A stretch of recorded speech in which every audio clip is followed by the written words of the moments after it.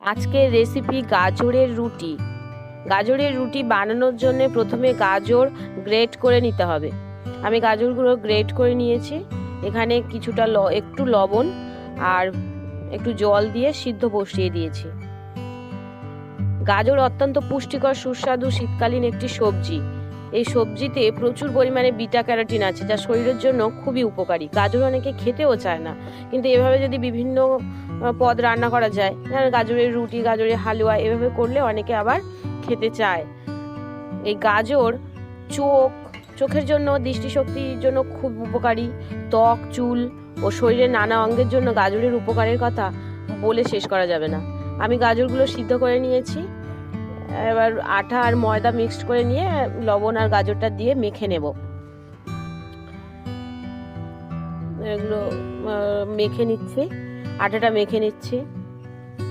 গাজরে অনেক ভিটামিনও থাকে। Vitamin A থাকে, সি, কে এবং বি।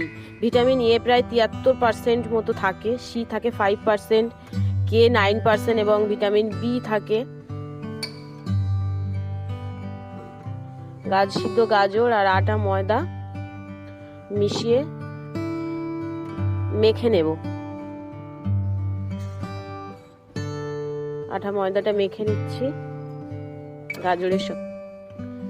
গাজরের মধ্যে যে জলটা ছিল সেটা তো দিয়েছি, সঙ্গে একটু জল লেগেছে, একটু জল দিয়ে মেখে নিয়েছি।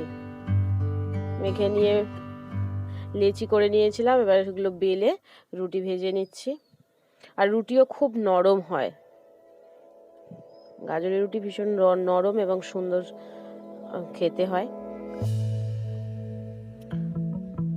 এতে ক্যালোরি থাকে 25, কার্বোহাইড্রেট থাকে 6 গ্রাম, ফাইবার থাকে 2 গ্রাম, শর্করাও থাকে 3 গ্রাম, প্রোটিন থাকে প্রায় 0.5 গ্রাম মতো।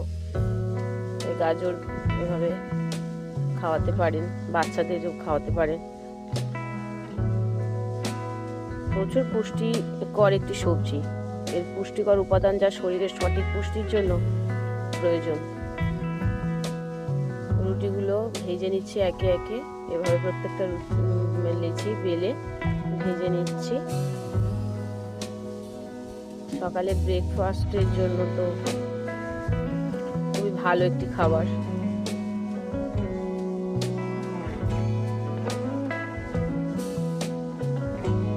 আর আমি এই রুটির সঙ্গে নিয়েছি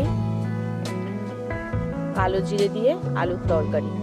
কালো জিরে, শুকনো লঙ্কা দিয়ে একটা আলুর তরকারি আর এই রুটি।